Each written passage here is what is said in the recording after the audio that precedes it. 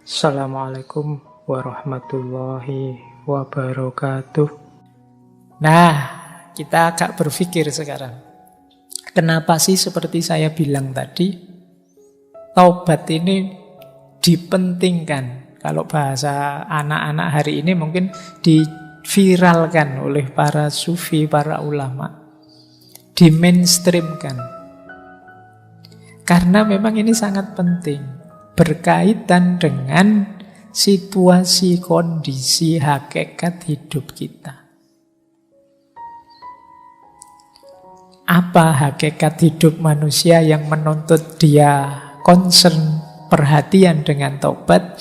Yang pertama adalah kita ini punya kecenderungan khoto' wan nisyan. Jadi manusia itu punya fitrah bisa salah, bisa khilaf. Atau lebih ekstrimnya mudah salah, mudah khilaf. Dan itu tidak perlu saya suruh ngaku, kamu sudah ngerti sendiri bahwa manusia itu mudah salah, mudah khilaf. Jangankan yang tidak sengaja, yang kamu sengaja itu loh banyak. Dan kamu nyaman-nyaman saja. Apalagi dosa yang sendirian tidak ketahuan orang. Waduh, kok lupa tadi belum sholat maghrib? Tidak apa-apa, tidak ada yang tahu. Kalau sama Allah tinggal tobat saja. Jadi kecenderungan jiwa banyak begitu. Manusia itu makhluk khoto' wan nisyan. Oke, ini ciri pertama. Kenapa kemudian orang fokus untuk bertobat? Sadarilah, tidak ada manusia yang bersih. Maka manusia itu tidak pantas, tidak kompatibel kalau dia sombong. Ya ibaratnya komputer itu kalau diisi program sombong itu tidak cocok. Dia akan crash. Saya yakin kalian juga tidak akan kerasan kalau dekat dengan orang yang sombong. Kenapa? Kesombongan tidak kompatibel dengan manusia. Karena manusia itu makhluk khoto' wan nisyan. Orang yang gampang salah, gampang keliru, kok sombong, tidak pantas.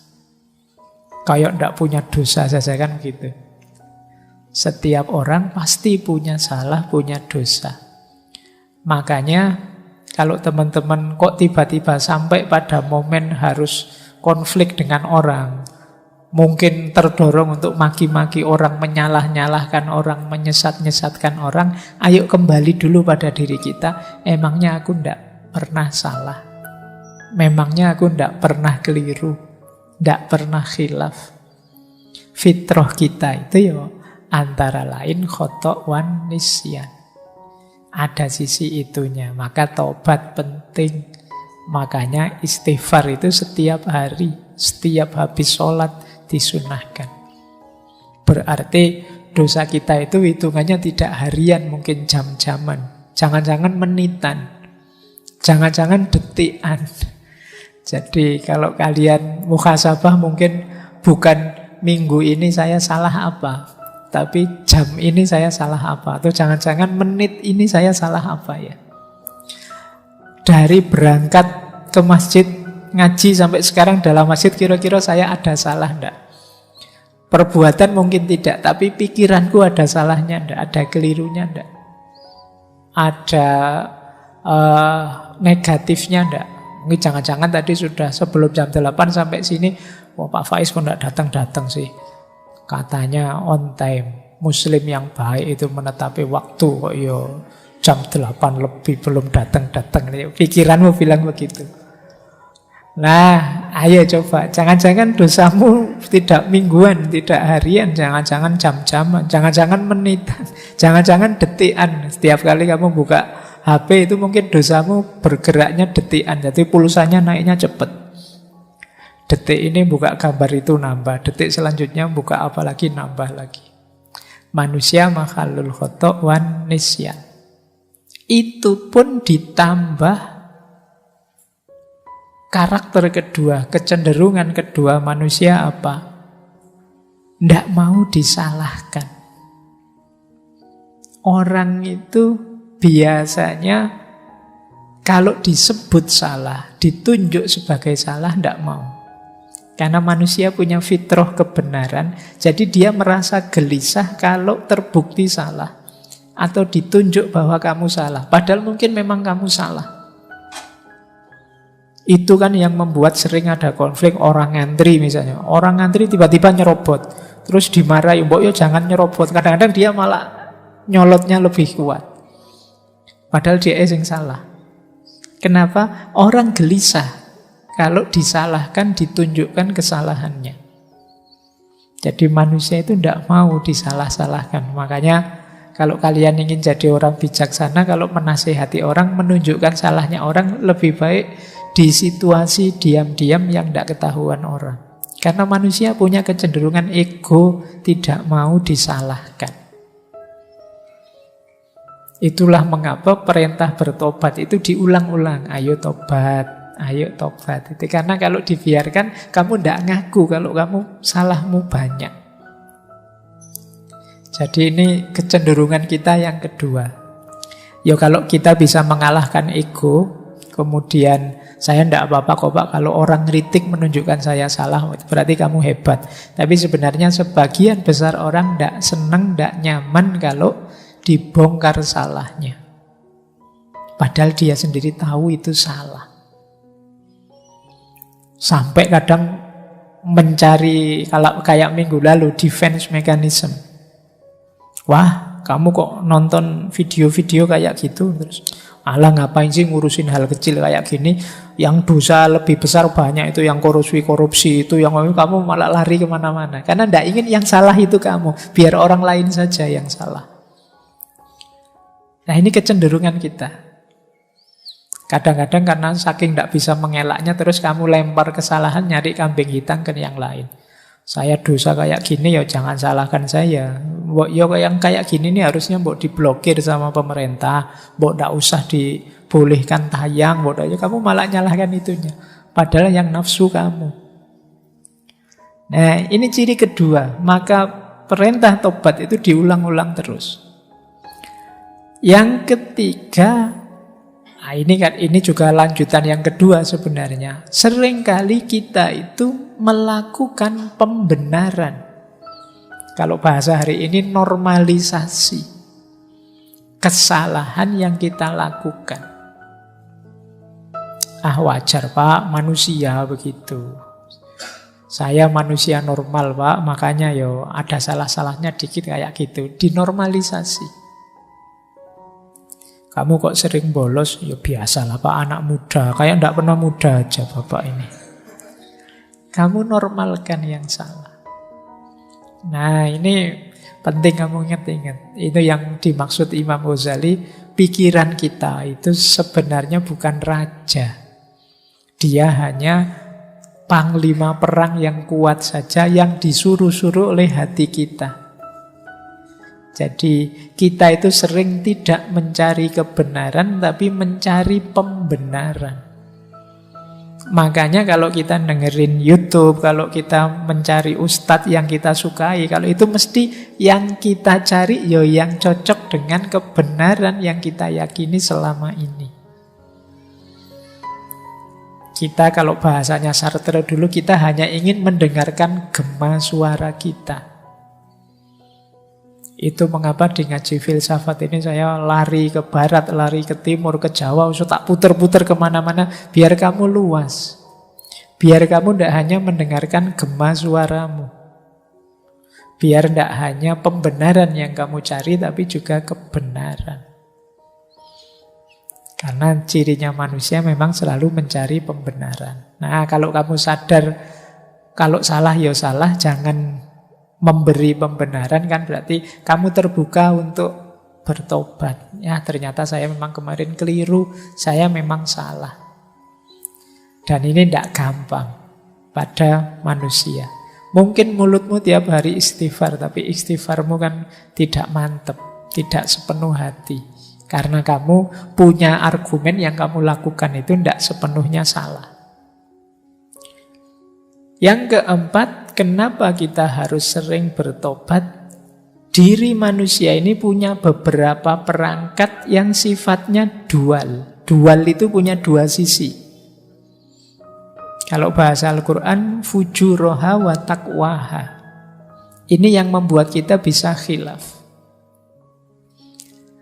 Misalnya, nafsu makan itu bagus, tapi ketika kita berlebihan dalam makan, dia berubah dari takwa jadi mungkar.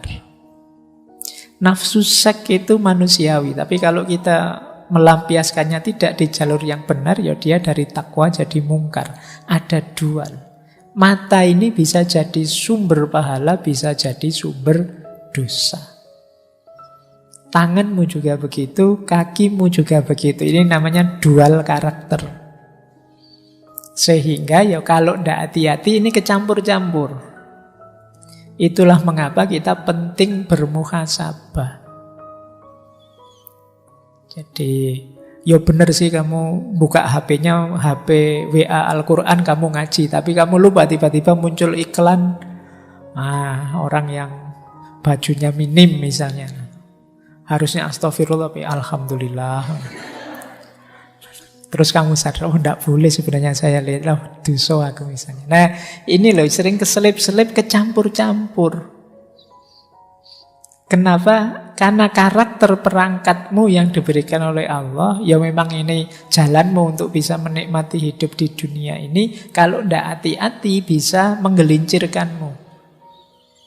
Disitulah gunanya kamu sadar harus siap sedia untuk selalu bertobat. Nah, terus yang kelima, yang terakhir ini godaan. Sekeliling kita itu banyak sekali godaan. Jadi kalau pakai istilahnya bulan lalu ya, jadi segala yang kita temui itu sebenarnya nantang kita. Mau kamu apakan? Nah, ini godaan. Teh yang ada di sebelah saya ini kan sudah disuguh, ini godaan. Mau diminum atau tidak diminum, sisa sehingga dibuang saja. Ini kan ada dua alternatif.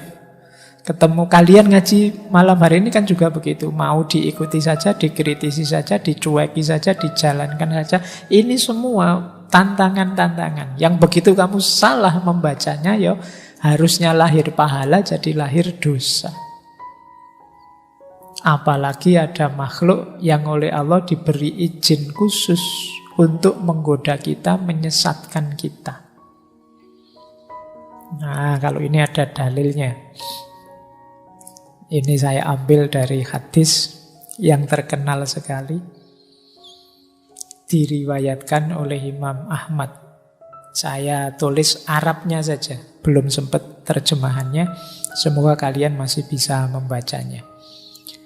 Jadi satu ketika Rasulullah bersabda, Inna syaitona qala, setan berkata, wa izzatika ya Rabbi la abrohu uwi ibadaka madamat arwahuhum fi ajsadihim.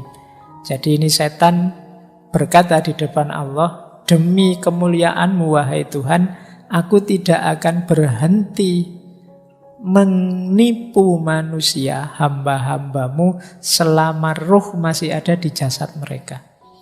Jadi selama kita masih hidup, ya setan akan selalu menggoda. Tapi terus Allah membalas, wa izzati wa jalali la azalu aghfiru lahum mastaghfaruni. Demi kemuliaanku dan keagunganku, aku juga akan senantiasa mengampuni mereka selama mereka mohon ampun. Jadi kita hidup ini dikepung godaan, belum lagi dorongan dalam diri kita, sehingga kita mudah sekali tergelincir dalam dosa. Tapi jangan khawatir, Allah siap menerima kapanpun kita mohon ampun. Ini sebenarnya intinya kajian tentang taubat itu di situ. Baik, jadi ini dasarnya mengapa kemudian perintah taubat itu di mainstream, diutamakan. Karena kita tidak bisa kemana-mana kalau masih kotor jiwa kita, diri kita dikepung, terisi oleh kekeruhan dosa. Makanya orang-orang sufi itu punya rumus takholli, tahalli, dan tajalli. Takholli itu mengosongkan diri, membersihkan diri. Karena sebelum diri kita bersih, dia tidak akan bisa takhalli. Takhalli itu diisi dengan kebaikan. Kenapa tidak bisa diisi dengan kebaikan? Karena diri kita masih kotor. Sering saya ilustrasikan, wadahnya kotor. Kalau wadahnya kotor, diisi yang bersih pun, yang bersih kan jadi kotor. Kalau gelasnya mengandung racun, kemudian diisi air susu, yang terjadi kan susu yang terkontaminasi racun. Bukan racun yang jadi susu. Jadi membahayakan kita. Itulah mengapa kadang-kadang kan sering saya ceritakan itu, ilmu itu baik, tapi kalau masuk dalam jiwa yang kotor, yang masih banyak dosa, banyak maksiat, bisa saja kehilangan kebaikannya. Jiwa yang penuh kebencian misalnya, kemasukan ilmu, ya ilmu itu akan dipakai jalan bagi dia untuk menjatuhkan yang dia benci. Ilmu dipakai jadi jalan untuk meruntuhkan orang yang dia dengki. Jadi ilmu yang harusnya menebar manfaat, maslahat, berbalik jadi jalan merusak. Nah, ini logikanya. Maka langkah awal yang penting memang takholli, pembersihan diri, tobat. Kalau diri masih belum bersih, masih sulit kalian mengambil manfaat-manfaat dari keutamaan-keutamaan hidup. Oke, untuk malam hari ini saya cukupkan sekian dulu. Mohon maaf kalau ada yang kurang berkenan, mungkin 1-2 kekurangan apa, mohon dimaklumi. Kalau ada kekhilafan, kealpaan yang teman-teman ngerti benernya seperti apa, ya silahkan disampaikan. Kurang lebihnya mohon maaf. Wallahul muwaffiq, wallahu a'lam bissawab. Wassalamualaikum warahmatullahi wabarakatuh.